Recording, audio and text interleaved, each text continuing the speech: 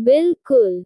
अब प्रस्तुत है सौतेली माँ और बेटे के प्यार की कहानी अनकहा रिश्ता का भाग 31 से 35 तक, जहाँ रिश्ते की परिपक्वता, जीवन के अंतिम मोड़ और अगली पीढ़ी की संवेदनशीलता को आप महसूस करेंगे। भाग 31।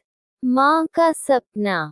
शालिनी अब 65 की हो चुकी थी। सफेद बाल, आंखों में गहराई और चेहरे पर एक सुकून, जैसे जीवन को पूरे सम्मान के साथ जी लिया हो। एक रात आरव ने पूछा, माँ, अब क्या ख्वाहिश बची है? शालिनी मुस्कुराकर बोली, बस एक, मैं चाहती हूँ मेरी और तुम्हारे पापा की कहानी एक किताब में छपे, ताकि दुनिया जाने कि सौतेले रिश्ते भी सच्चे हो सकते हैं।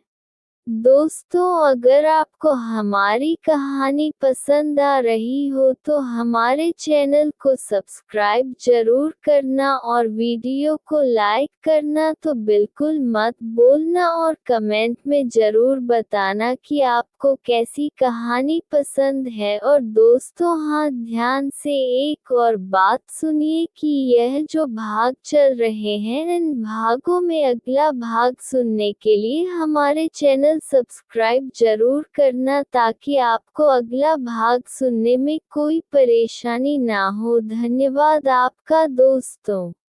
भाग 32। अनकहा रिश्ता किताब का विमोचन।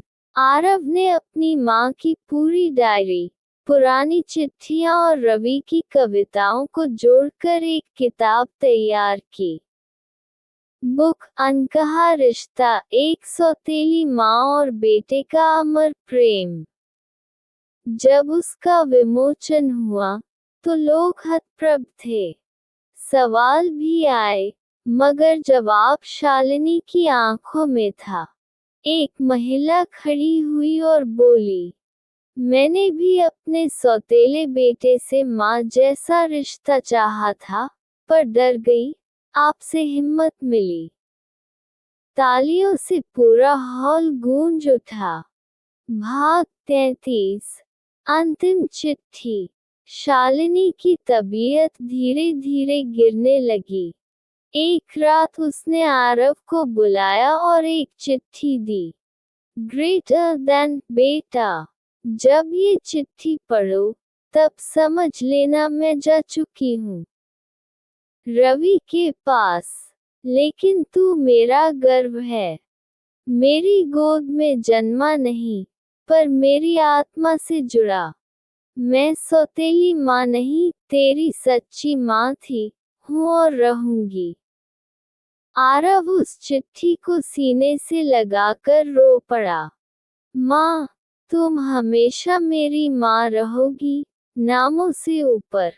भाग 34। विदाई, मगर नहीं बिछड़ना।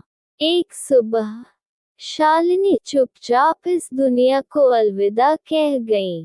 अंतिम संस्कार के समय आरव ने सबके सामने कहा, जिसे दुनिया सौतेली माँ कहती रही, वो मेरी आत्मा थी। मैंने माँ का असली रूप इन्हीं में देखा। उसने शालिनी की अस्थियां रवि की समाधि पर विसर्जित की और बोला, अब आप दोनों फिर एक हो गए। पौधा। भाग 35। एक नई शुरुआत। आरव की बेटी शालिनी। कुछ साल बाद आरव की एक बेटी हुई। उसने बिना एक पल सोचे उसका नाम रखा शालिनी। जब सिया ने पूछा, इतने सारे नामों में से यही क्यों, तो आरव ने जवाब दिया, क्योंकि ये नाम त्याग, प्रेम और हिम्मत का प्रतीक है। मैं चाहता हूँ कि मेरी बेटी भी वैसी ही बने जैसी मेरी माँ थी। आरव की बेटी अब उसी डायरी को पढ़ती है जो कभी शालिनी ने लिखी थी, और कहती है, मेरी दादी सिर्फ एक माँ नहीं थी, वो एक कहानी थी जो अब मैं जीऊंगी। अंत नहीं, अगली पीढ़ी की शुरुआत। ग्रेटर देन रिश्ते खून से नहीं बनते, वो बनते हैं आत्मा से। और जो आत्मा से जुड़ जाए वो सदा के लिए अमर हो जाते हैं।